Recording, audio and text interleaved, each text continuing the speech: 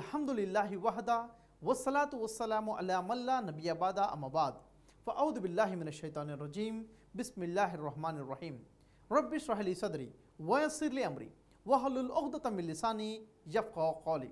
అనంత కరుణామయుడు అపార కృపాశీలుడు సర్వలోకాల సృష్టికర్త నుండి అల్లాహ్ పేరుతో ప్రారంభిస్తున్నాను. సోదరులారా, అస్సలాము అలైకుం వరహ్మతుల్లాహి వబరకాతుహు. సృష్టికర్తన అల్లాహ్ యొక్క శాంతి మరియు శుభాలు మీ అందరి జీవితాలలో వర్షించుగాక. ఆమీన్ యా రబ్బుల్ ఆలమీన్.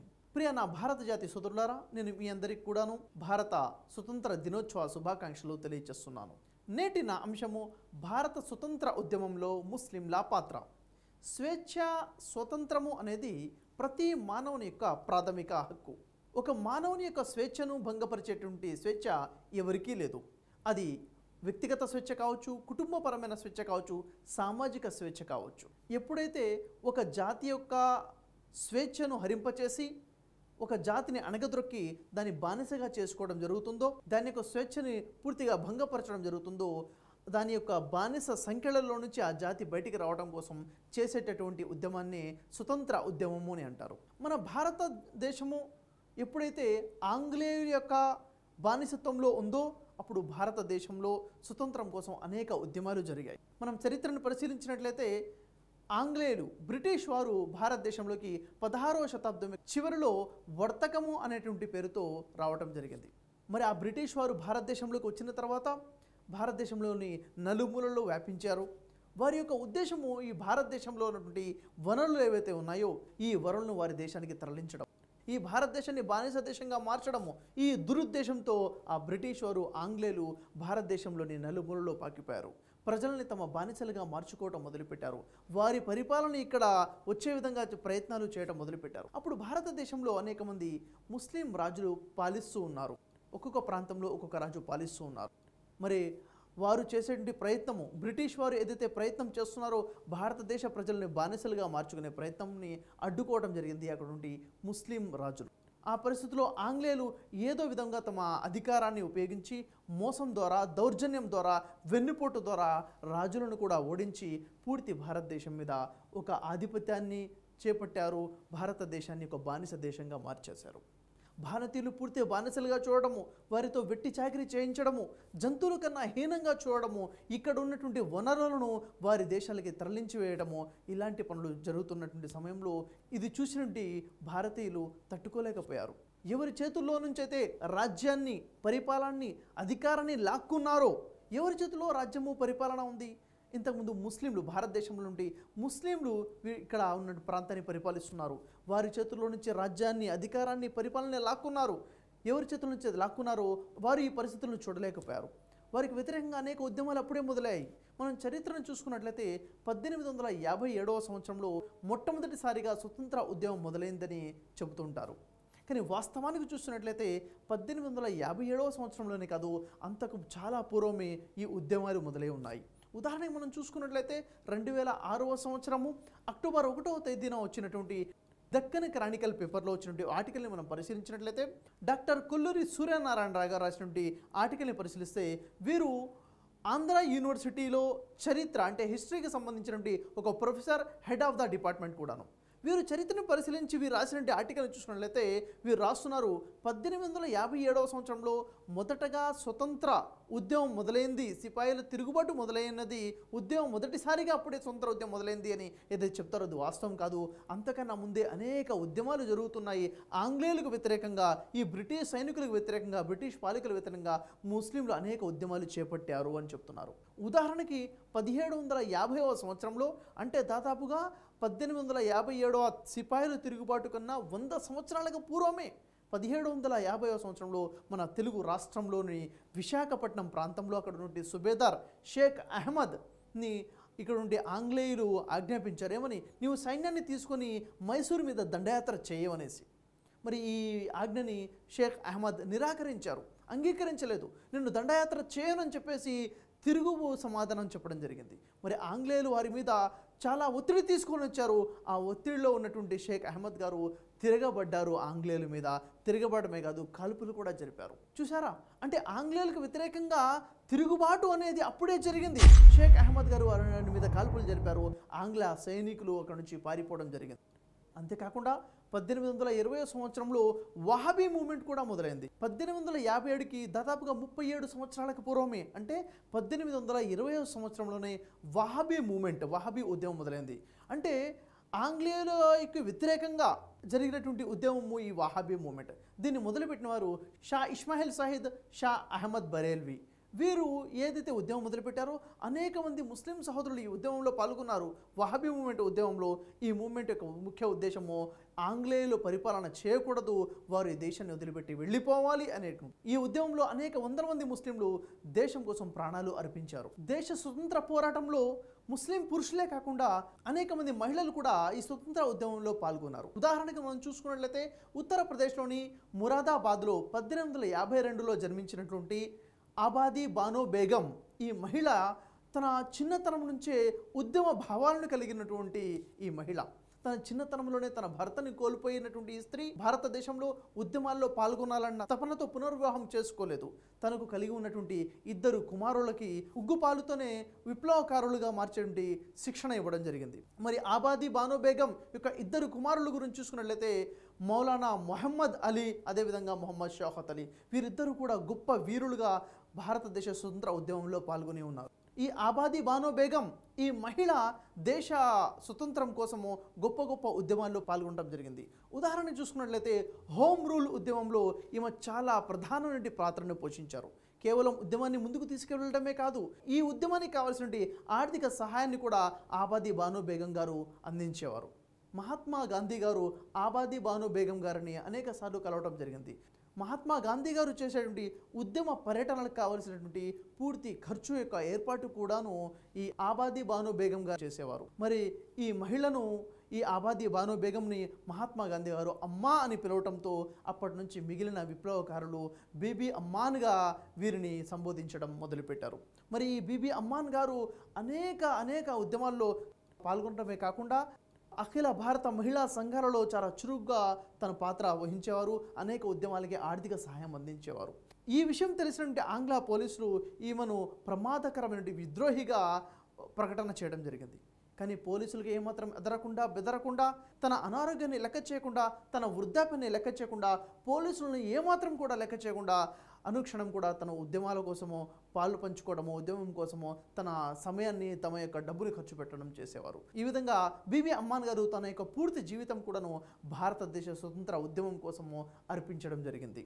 ఆ తర్వాత సోదర మహాశయులారా, 1857వ సంవత్సరంలో జరిగినటువంటి సిపాయిల తిరుగుబాటు గురించి మనం చూసుకున్నట్లయితే జవహర్లాల్ నెహ్రూ గారు తాను రాసినటువంటి డిస్కవరీ ఆఫ్ ఇండియా అనే పుస్తకంలో రాస్తున్నారు. ఈ సిపాయిల తిరుగుబాటు ఏదైతే జరిగిందో దీనికి వాస్తవానికి పూర్తి ప్రేరణను ఇచ్చింది ముస్లిం సహోదరులు.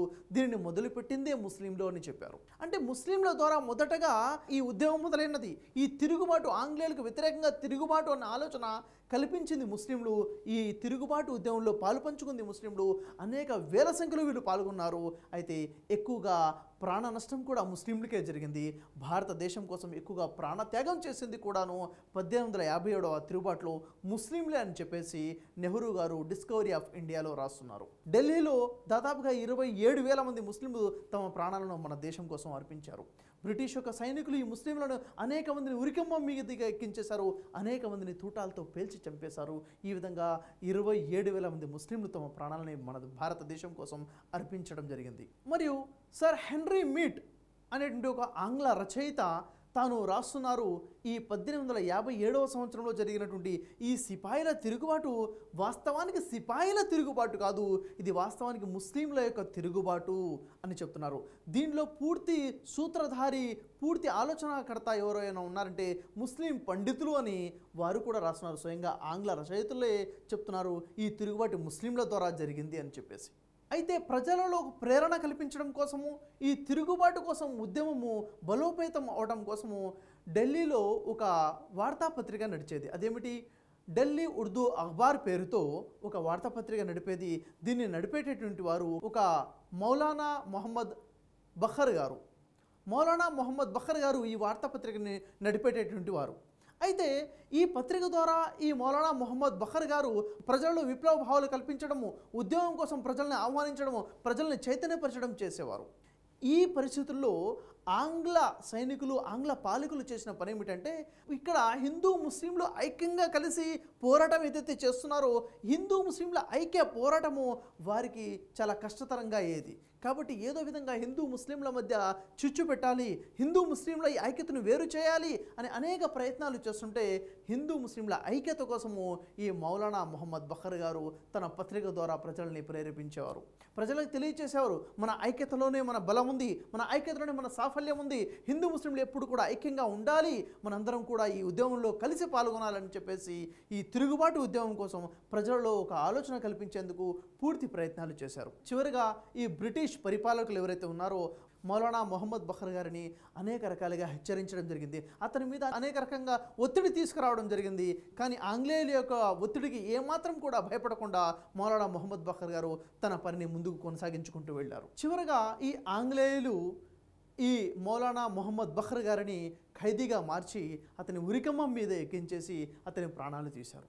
మరి భారతదేశ స్వతంత్రం కోసం ప్రజల్లో చైతన్యం తీసుకురావడం కోసము ఆ సమర యోధుడు, సమర ఉద్యమకారుడు, విప్లవ వీరుడు మౌలానా మొహమ్మద్ బఖర్ గారు తన ప్రాణాలను సైతము అర్పించడం జరిగింది. ఈ తిరుగుబాటులో జరిగినటువంటి ప్రయత్నాలలో ఒక ప్రయత్నం చూసుకున్నట్లయితే మన హైదరాబాద్కు చెందినటువంటి మౌల్వీ సయ్యద్ అలావుద్దీన్ గారు, వీరు హైదరాబాద్లో చారిత్రాత్మక మసీద్ అనేటువంటి మక్కా మసీద్లో ఇమామ్గా మరియు అక్కడ ఖతీబ్గా అంటే అక్కడ ప్రసంగాలు చేసినటువంటి ఒక ఇమాం ముస్లిం నాయకుడిగా ఉన్నటువంటి ఈ సయ్యద్ అలావుద్దీన్ గారు ఆంగ్లేయులకు వ్యతిరేకంగా ఉద్యమంలో పాల్గొన్నారు.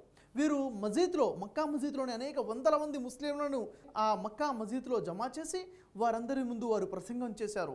మనం స్వేచ్ఛ స్వతంత్రాల కోసం మనందరంలో ఐక్యత రావాలి, మనందరం కలిసి పోరాడాలి అని చెప్పి ఆ రోజు బ్రిటిష్ పాలనా ప్రతినిధులు ఎవరైతే ఉన్నారో వారి నివాస గృహాల మీద దాడి చేయాలి అని నిర్ణయించారు. సయ్యద్ అలావుద్దీన్ గారు దాదాపుగా 500 మంది ముస్లిం జనాంగాన్ని తీసుకొని అక్కడ ఆంగ్లేయుల యొక్క ప్రతినిధుల నివాస గృహం మీద దాడి చేయడం జరిగింది. సాయంత్రం 4 గంటల నుంచి రాత్రి పూర్తిగా వారి ఆంగ్ల సైనికుల మధ్య మరియు మన సమర యోధుల మధ్య దాడి జరిగింది. అనేక గంటల పాటు జరిగినటువంటి సమరయోధంలో చివరికి వారి యొక్క బలం వల్ల మన సమర యోధులు, వీరులు వెనుక తగ్గవలసి వచ్చింది. మరి వారికి అర్థమైంది, ఆంగ్లేయులకి ఈ సయ్యద్ అలావుద్దీన్ యొక్క చాలా గొప్ప నష్టం వాటిలోనే ఉంది అని చెప్పేసి ఎవరైనా సయ్యద్ అలావుద్దీన్ని పట్టిస్తే వారికి 4000 రూపాయలు పారితోషికంగా ఇస్తానని కూడా ప్రకటించడం జరిగింది. అప్పుడు 4000 రూపాయలంటే ఇప్పుడు దాదాపుగా 4 కోట్ల రూపాయలతో సమానమని చెప్పవచ్చు సోదరులారా. మరి చివరగా ఎట్టకేలకు ఆ సయ్యద్ అలావుద్దీన్ని బ్రిటిష్ సైనికులు పట్టుకున్నారు. ఆ తర్వాత వారిని అండమాన్ నికోబార్లో ఉన్నటువంటి కాలాపానీ ఆ జైలుకి పంపించింది. మొట్టమొదటగా కాలాపానీ జైలుకి అండమాన్ నికోబార్కి పంపబడినటువంటి భారతీయుడు ఎవరైనా ఉన్నారంటే సయ్యద్ అలావుద్దీన్ అని చెప్పవచ్చు. అక్కడికి పంపిన తర్వాత అక్కడ అనేక చిత్రహింసలు పెట్టి వారిని చంపివేయడం జరిగింది. సయ్యద్ అలావుద్దీన్ దేశ స్వతంత్ర ఉద్యమం కోసము తన ప్రాణాలు అర్పించినటువంటి వీర విప్లవకారుడు, వీర ఉద్యమకారుడు, భారతదేశ ముద్దు బిడ్డ అని మనం చెప్పవచ్చు. ఈ 1857లో జరిగినటువంటి ఈ తిరుగుబాటు ఏదైతే ఉందో ఈ తిరుగుబాటుని ఆంగ్లేయులు తమ పూర్తి బలాన్ని ఉపయోగించి అణిచివేయడం జరిగింది. మరి ఎప్పుడైతే ఈ ఉద్యమం, తిరుగుబాటు ఉద్యమాన్ని వారు వైఫల్యపరిచారో మరి భారతదేశంలో అనేక మంది ఈ విప్లవకారులు మరొక ఉద్యమాన్ని లేవనెత్తారు. అదే ఉద్యమం మనం చూసినట్లయితే రేష్మీ రుమాల్ ఉద్యమాన్ని మొదలుపెట్టారు. ఈ రేష్మీ రుమాల్ ఉద్యమాన్ని మొదలుపెట్టిన వారు మౌలానా మొహమ్మద్ హుసేన్ గారు, మౌలానా ఉబైదుల్లా సింధీ గారు, అదేవిధంగా హుసేన్ అహ్మద్ మదనీ గారు. ఈ రేష్మీ రుమాల్ అంటే రహస్యంగా జరిగేటటువంటి ఉద్యమం అనేసి, రేష్మే అంటే సిల్క్ క్లాత్ మీద వారు ఉత్తరాలు రాసి జారీ చేసేవారు చాలా రహస్యంగా. వీరు చేసిన ఉద్యమంలో ఆఫ్ఘనిస్తాన్ని, రష్యా, తుర్కీ ఈ దేశాల యొక్క సహాయము తీసుకొని ఏదో విధంగా బ్రిటిష్ పరిపాలకులను ఇక్కడ నుంచి తరిమి కొట్టాలి అన్న ఆలోచనతో ఈ ఉద్యమం ముందుకు కొనసాగుతుంది. కానీ ఒకానొక రోజు వీరు రాసినటువంటి ఒక ఉత్తరము ఆంగ్లేయుల సైనికుల చేతికి చిక్కింది. మరి ఎప్పుడైతే వారికి ఈ విషయం తెలిసిందో ఆంగ్లేయులు మౌలానా మొహమ్మద్ హుసేన్ గారిని, హుసేన్ అహ్మద్ మదనీ గారిని అరెస్ట్ చేయడం జరిగింది. వీరిని కూడా అండమాన్ నికోబార్ దీవుల్లో జైలుకి పంపించడం జరిగింది. అక్కడే వీరు వారి ప్రాణాలు కూడా కోల్పోయారు. ఈ విధంగా చూసుకుంటూ పోతే సోదరులారా, అనేక మంది ముస్లిం పండితులు భారతదేశ స్వతంత్రం కోసము తమ ప్రాణాలని పణంగా పెట్టి పోరాడారు, తమ ప్రాణాలని అర్పించారు కూడా. మౌలానా మొహమ్మద్ హుసేన్ గారిని, హుసేన్ అహ్మద్ మదనీ గారిని అరెస్ట్ చేసి జైలుకి పంపించారు. మరి ఈ ఉద్యమం ఆగిపోయిందంటే ఈ ఉద్యమం ఆగలేదు. అనేక మంది ముస్లిం పండితులు ఈ ఉద్యమంలో పాల్గొన్నారు. ఉదాహరణకి దేవబంది మదర్సా యొక్క వ్యవస్థాపకులు మౌలానా ఖాసిం గారు, అదేవిధంగా హకీం అజ్మల్ ఖాన్ గారు, మరియు ప్రముఖ కవి అయినటువంటి అల్లామా ఇక్బాల్ గారు, మరియు మొహమ్మద్ అలీ జోహర్ గారు, మరియు ముఫ్తీ కిఫాయతుల్లా గారు, మౌలానా బరకతుల్లా గారు, అదేవిధంగా రహమతుల్లా కిరాన్వి గారు, ఇలా అనేక మంది పండితులు ఈ ఉద్యమంలో పాల్గొన్నారు. స్వతంత్ర ఉద్యమాన్ని ముందుకు తీసుకెళ్లడం కోసము ఈ పండితులు పాల్గొనడమే కాకుండా సామాన్య ముస్లిం జనాంగాల్ని వందల వేల మందిని ప్రేరేపించి ఈ యుద్ధంలో పాల్గొనే విధంగా చేశారు. మరియు వీరితో పాటు మౌలానా అబుల్ కలాం ఆజాద్ గారు కూడాను దేశ స్వతంత్ర ఉద్యమంలో తన జీవితాన్ని పణంగా పెట్టారు. ఎప్పుడైతే ఈ ఉద్యమాలు ఎక్కువైతూ వెళ్ళాయో బ్రిటిష్ పాలకులు ఇటువంటి ప్రజల్లో కొన్ని విషయాల్లో స్వేచ్ఛ కల్పించడం జరిగింది. కానీ అప్పుడు మాకు సంపూర్ణ స్వతంత్రం కావాలని నినాదాన్ని మొట్టమొదటిసారిగా ఉపయోగించింది హస్రత్ మొహానీ గారు.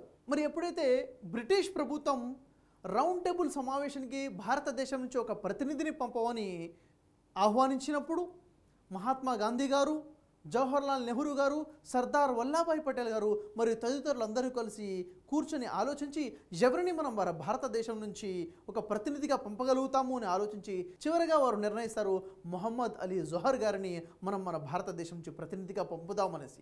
మొహమ్మద్ అలీ జోహర్ గారు అప్పుడు తనకి అనారోగ్యంగా ఉన్నప్పటికీ తన అనారోగ్యాన్ని లెక్క చేయకుండా భారతదేశం కోసం, స్వతంత్ర పోరాటం కోసం నేను ఏమైనా చేయడం కోసం సిద్ధంగా ఉన్నానని చెప్పి ఆ రౌండ్ టేబుల్ సమావేశంలో హాజరయ్యారు. అక్కడ బ్రిటిష్ యొక్క చక్రవర్తి ముందు ఏమాత్రం భయపడకుండా భారతదేశంలో భారత ప్రజలకు కావాల్సిన స్వేచ్ఛ గురించి, స్వతంత్రం గురించి, హక్కుల గురించి చాలా ధైర్యంగా మాట్లాడారు. మొహమ్మద్ అలీ జోహర్ గారు రౌండ్ టేబుల్ సమావేశంలో భారతదేశాన్ని ఉద్దేశించి చేసినటువంటి భారతదేశ పరిస్థితులు, మా యొక్క హక్కుల గురించి చేసినటువంటి ప్రసంగం ఇప్పుడు కూడా సువర్ణ అక్షరాలతో భద్రపరచబడి ఉన్నది. భారతదేశ స్వతంత్ర ఉద్యమాన్ని ముందుకు కొనసాగించడం కొరకు 1858లో ఇండియన్ నేషనల్ కాంగ్రెస్ ఏర్పాటు చేయడం జరిగింది.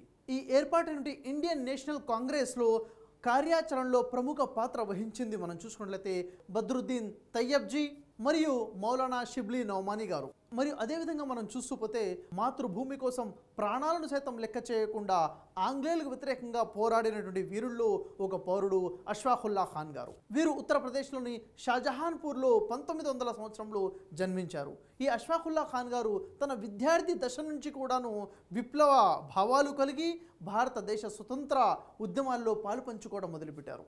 ఈ అష్ఫాకుల్లా ఖాన్ గారు 8వ తరగతి చదువుతున్నటువంటి సమయం నుంచే అనేక ఉద్యమాల్లో చురుగ్గా పాల్గొనడం మొదలుపెట్టారు.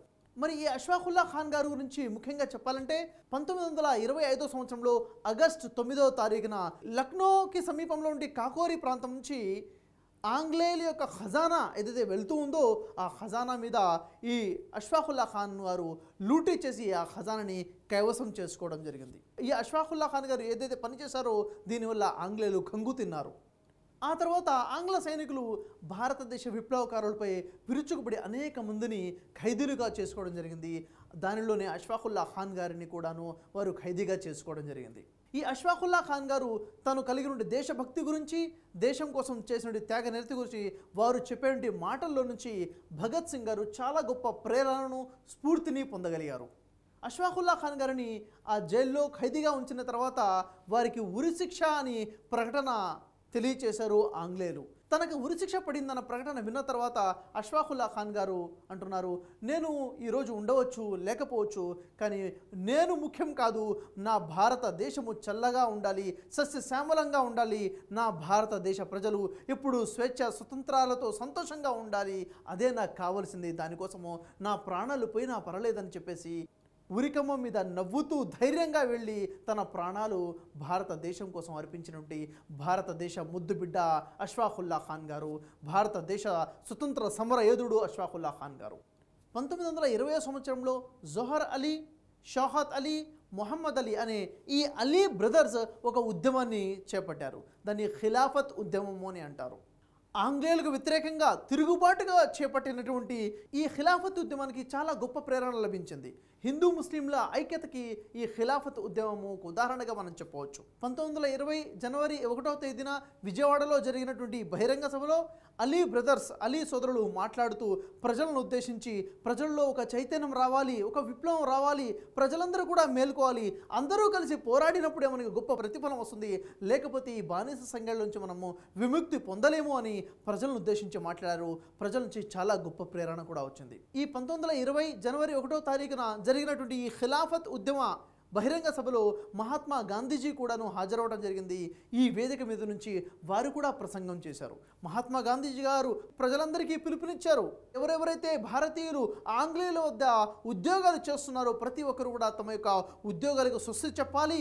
ఎప్పుడైతే మహాత్మా గాంధీజీ గారు ప్రజలకి పిలిపించారో ఆ ప్రాంతంలో ఉన్నటువంటి డిస్ట్రిక్ట్ మెజిస్ట్రేట్ షేక్ అహ్మద్ గారు వెంటనే ముందుకు వచ్చేసి తన యొక్క పదవికి రాజీనామా అక్కడే ప్రకటించారు.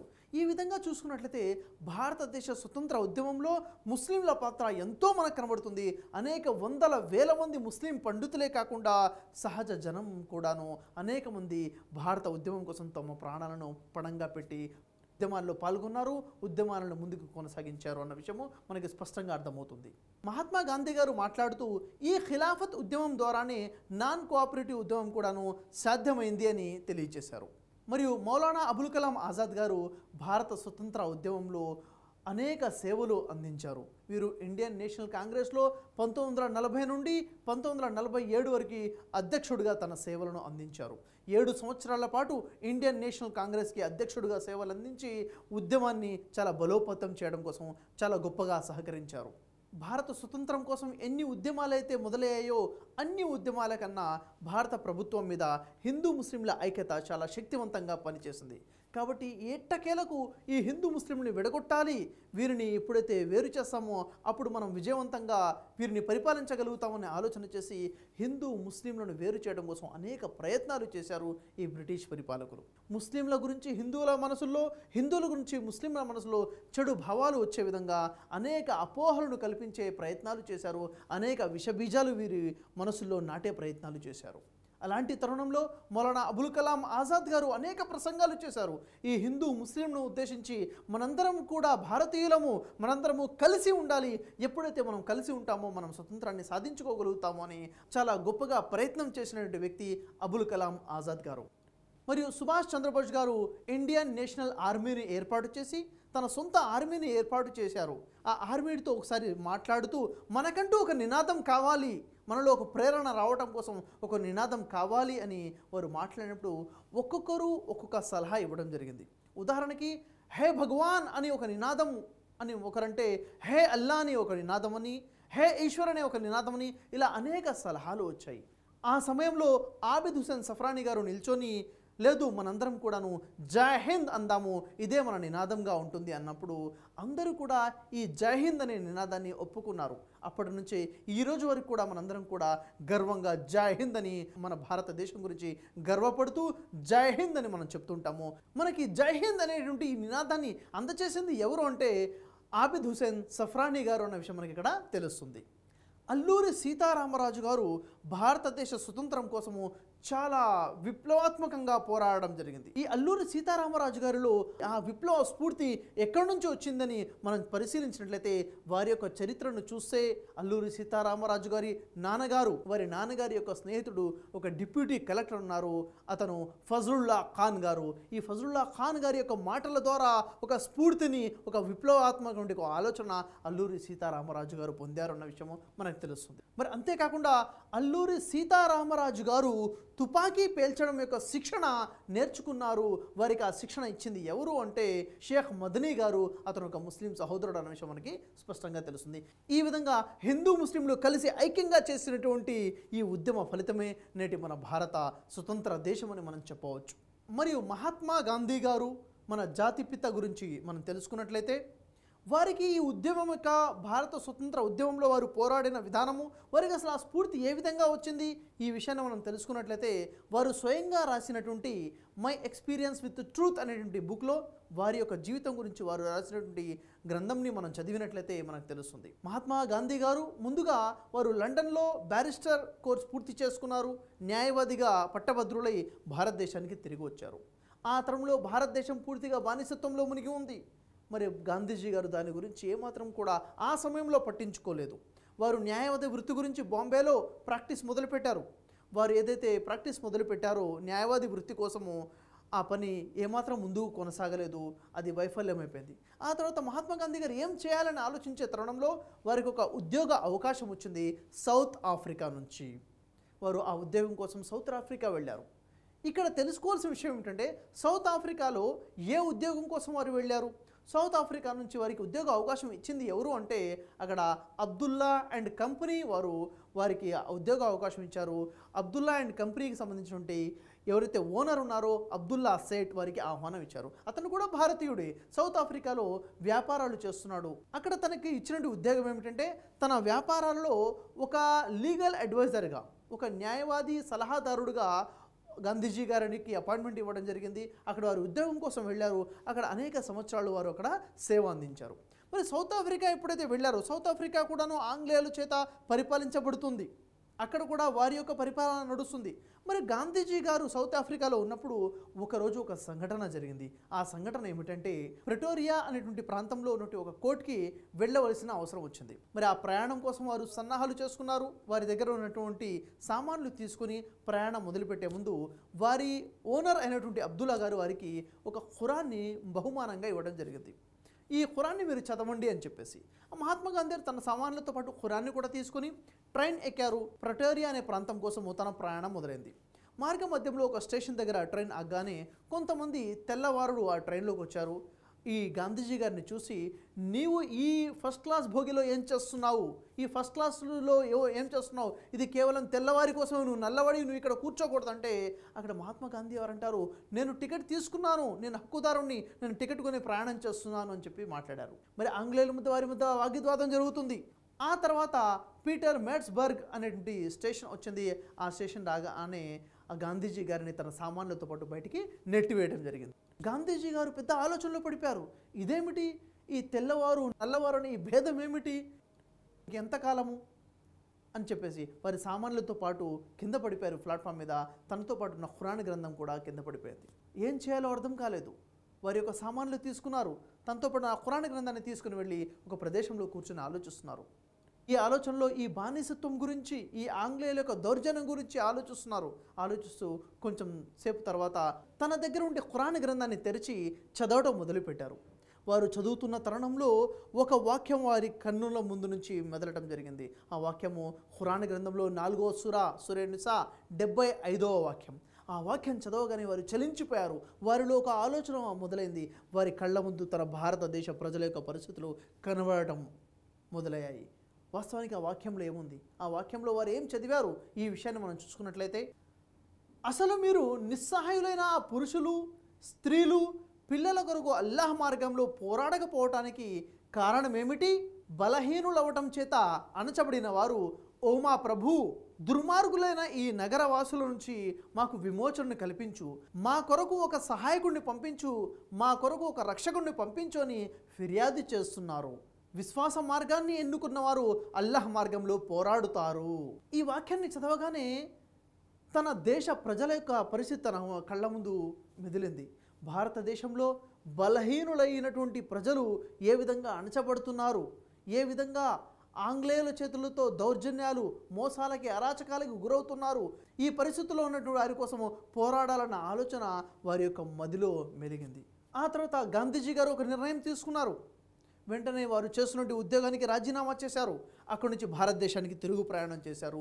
భారతదేశానికి వచ్చి భారతదేశ స్వతంత్రం కోసం బలహీనులైన ప్రజలని బానిస బ్రతుకుల నుంచి విముక్తి కలిగించడం కోసము ఉద్యమం చేయాలని కంకణం కట్టుకున్నారు. నడుము బిగించి అలుపెరగని శ్రమ చేశారు. ఈ విధంగా చెప్పుకుంటూ పోతే భారతదేశ స్వతంత్ర ఉద్యమంలో ముస్లింల పాత్ర ఎంతో ఉంది. అనేక వందల వేల మంది పండితులు, అనేక వేల మంది ముస్లిం సమాజము భారతదేశ ఉద్యమాల్లో పాల్పంచుకుని ఉన్నారు. ఇస్లాం ఇస్తున్న సందేశం కూడా ఇదే. ముహమ్మద్ సల్లల్లాహు అలైహి వసల్లం వారు తెలియజేశారు, నల్లవారికి తెల్లవారిపై కానీ, తెల్లవారికి నల్లవారిపై కానీ ఎలాంటి ఆధిపత్యము లేదు. అరబ్బుకి అరబ్బేతరుపై కానీ, అరబ్బేతరుడికి అరబ్బుపై కానీ ఎలాంటి ఆధిపత్యము లేదు అని. మరియు ప్రవక్త ముహమ్మద్ సల్లల్లాహు అలైహి వసల్లం వారు తెలియజేశారు, దౌర్జన్యపరుడైనటువంటి రాజు పరిపాలన చేస్తున్నప్పుడు అతనికి భయపడకుండా, అతనికి వ్యతిరేకంగా సత్యం ఎవరైతే మాట్లాడతాడో అదే నిజమైన పోరాటము, నిజమైన జిహాద్ అని చెప్పారు. అన్యాయానికి వ్యతిరేకంగా చేసే పోరాటాన్ని అరబీ భాషలో జిహాద్, దేవుని మార్గంలో శ్రమించడము అని అర్థం. కాబట్టి సోదర మహాశయులారా, భారతదేశ స్వతంత్ర సాధన వెనుక అనేక మంది వీరుల యొక్క ప్రాణ త్యాగాలు ఉన్నాయి. అనేక మంది వీరులు తమ ప్రాణాలు ఒడ్డి ప్రయత్నం చేశారు. కాబట్టి ఈరోజు స్వతంత్ర భారతదేశాన్ని మనం పొందగలిగాము. అనేక మంది త్యాగాల ఫలమే నేటి మన భారతదేశము. మరి స్వతంత్ర భారతదేశం అభివృద్ధి కోసం మనం ఏం చేస్తున్నాము, మనం ఏం పాటుపడుతున్నాము, మనం ఏమి కృషి చేస్తున్నాము అన్నది కూడా మనం ఆలోచించాలి. మన భారతదేశంలో అనేక మతస్థులు, అనేక కులస్థులు, అనేక వర్గస్థులు, అనేక సంఘస్థులు కలిపి జీవితం గడుపుతున్నారు. మన భారతదేశం భిన్నత్వంలో ఏకత్వానికి ఒక గొప్ప ఉదాహరణగా చెప్పవచ్చు. సోదర మహాశయులారా, ఏ ఐక్యత ద్వారా అయితే మన భారతదేశానికి స్వతంత్రాన్ని సంపాదించుకోగలిగామో అదే ఐక్యత కలిగి ఉండడం ద్వారా మన భారతీయులందరూ కూడాను సహోదరులుగా, భారతదేశం నా మాతృభూమి, భారతీయులందరూ నా సహోదరులు, నేను నా దేశంని ప్రేమించుచున్నామని ఏదైతే ప్రతిజ్ఞ చేస్తున్నామో ఆ ప్రతిజ్ఞకి అనుగుణంగా భారతీయులమందరం కూడా కలిసి సహోదరులుగా ఐక్యమత్యంగా కలిసి ఉండడం ద్వారా, భారతదేశ అభివృద్ధి కోసం కృషి చేయడం ద్వారా ప్రపంచ దేశాలలో మన భారతదేశాన్ని గొప్ప అభివృద్ధి చెందినటువంటి ఆదర్శవంతమైనటువంటి దేశంగా నిలబెట్టగలుగుతాము. కాబట్టి సోదర మహాశయులారా, మరి ఈరోజు మనం చూసాము భారతదేశ స్వతంత్రం సంపాదించడం కోసము ఎవరెవరు ఎన్ని త్యాగాలు చేశారు అన్నది. చివరగా ఖురాన్ ఇస్తున్న సందేశాన్ని చూసుకున్నట్లయితే ఖురాన్లో పరస్పరము భారతదేశ ప్రజలే కాదు, ఈ భూమి మీద ఉండే ప్రజలందరూ కూడా సహోదరులు అన్న విషయాన్ని తెలియజేస్తుంది. ఖురాన్లో సూరా నిసా 4వ సూరా 1వ ఆయతని చూసుకున్నట్లయితే బిస్మిల్లాహిర్ రహ్మానిర్ రహీం యా అయ్యుహన్నాసు తఖూ రబ్బకముల్ లజీ ఖలఖకుమ్ మిన్ నఫ్సిన్ వాహిదా వ ఖలఖ మిన్హా జౌజహా వ బత్స మిన్హుమా రిజాలన్ కసీరం వ నిసా. ఓ మానవులారా, మీ ప్రభువుకి, మీ దేవునికి భయపడండి. ఎవరైతే మిమ్మల్ని ఒకే ప్రాణి నుండి సృష్టించాడో ఆ ప్రాణి నుండి దాని జంటను సృష్టించాడో ఆ జంట ద్వారా ఈ భూమి మీద ఉన్న పురుషులను స్త్రీలను వ్యాపింపచేశాడు. మానవులందరూ కూడా ఒకే జంట సంతానము, పరస్పరము సహోదరులు అన్న విషయము ఖురాన్ తెలియజేస్తుంది. ఇదే విషయం ప్రవక్త ముహమ్మద్ సల్లల్లాహు అలైహి వసల్లం వారు తెలియజేశారు. కుల్లుకుం బని ఆదమ వ ఆదమ మిన్ తురాబని ప్రవక్త ముహమ్మద్ వారు తెలియజేశారు. ఓ మానవులారా, మీరంతా ఆదాం సంతానం, ఆదం మట్టితో సృజించబడ్డాడు అని. ఆదాం యొక్క సంతానము, ప్రపంచ మానవులందరూ కూడాను పరస్పరము సహోదరులు అన్న విషయం మనకి తెలుస్తుంది. కాబట్టి చివరిగా అల్లాతో నేను దువా చేస్తున్నాను, వల్ల పరస్పరం మీ అందరం కూడా కలిసిమెలిసి ప్రేమ అభిమానాలతో సోదరభావంతో కలిసిమెలిసి జీవితం గడిపే భాగ్యాన్ని ప్రసాదించమని వాఖురుద్దాన్ అల్హమ్దులిల్లాహి రబ్బిల్ ఆలమీన్. అస్సలాము అలైకుం వరహ్మతుల్లాహి వబరకాతుహు.